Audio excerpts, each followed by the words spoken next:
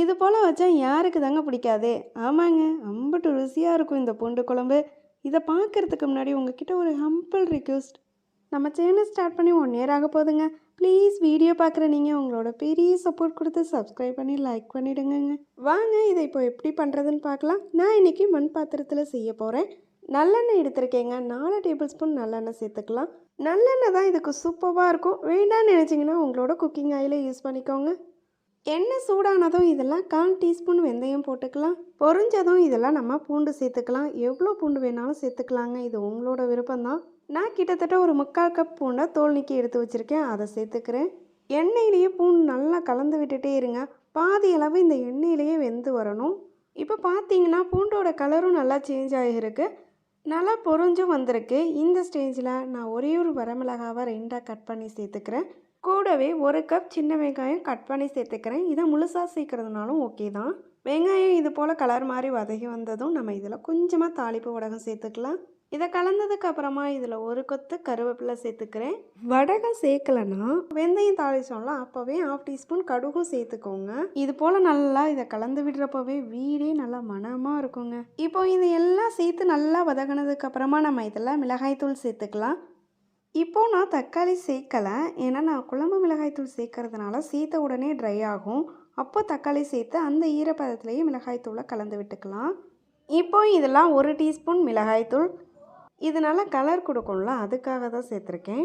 இது சேர்த்து நல்லா கலந்ததுக்கப்புறமா 3 டேபிள் ஸ்பூன் குழம்பு மிளகாய்த்தூள் எடுத்திருக்கேன், அதை உள்ளே சேர்த்துக்கலாம். குழம்பு மிளகாய்த்தூள் சேர்த்தா தான் நல்ல ஒரு திக்னஸ் அண்ட் டேஸ்ட்டை கொடுக்கும். இந்த எண்ணெயிலேயே கொஞ்ச நேரம் இதை நல்லா கலந்து விடுங்க. இது சேர்க்கலன்னா 2 டேபிள் ஸ்பூன் மல்லித்தூள் சேர்த்துக்கோங்க.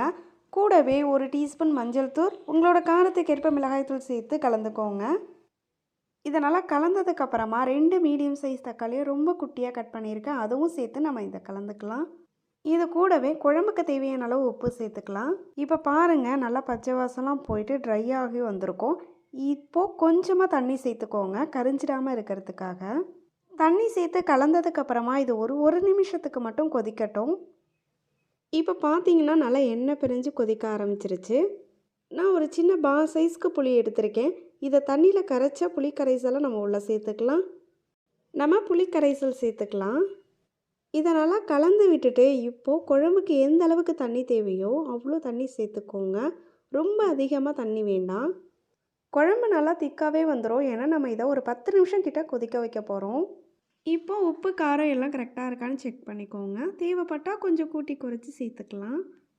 இப்போது நல்லா தண்ணியாக தான் இருக்குது பாருங்கள். இதை நம்ம க்ளோஸ் பண்ணி வச்சுட்டு நல்லா ஒரு 10 நிமிஷம் கொதிக்க வைக்கலாம். இடையிடையே மட்டும் கலந்து விடுங்க. லைட்டாக கொதிக்க ஆரம்பித்த உடனேவே க்ளோஸ் பண்ணிவிடுங்க.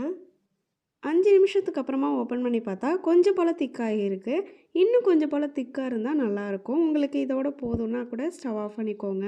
மறுபடியும் ஒரு 5 நிமிஷம் போல் கொதித்ததும் ஸ்டவ் ஆஃப் பண்ணிவிட்டு உடனேவே ஓப்பன் பண்ணாமல் ஒரு 2-3 நிமிஷத்துக்கு அப்புறம் ஓப்பன் பண்ணுங்கள். நான் மண் பாத்திரத்தில் செஞ்சதுனால இன்னமும் கொதிச்சுட்டே இருக்குது. நல்லா எண்ணெய் பிரிஞ்சு மணக்க மணக்க நம்மளோட பூண்டு குழம்பு தயாராக இருக்குது சாப்பிட்ட. இதை உடனேவே சாப்பிட்டிங்கன்னா ருசியாக இருக்கும். மறுநாள் வச்சு சாப்பிட்டிங்கன்னா அம்பட்டு ருசியாக இருக்கும். ஃப்ரிட்ஜிலலாம் ஸ்டோர் பண்ணிங்கன்னா ஒரு 7-8 நாள் கூட அதை ஸ்டோர் பண்ணிக்கலாம். ரொம்ப சூப்பராகவே இருக்கும்.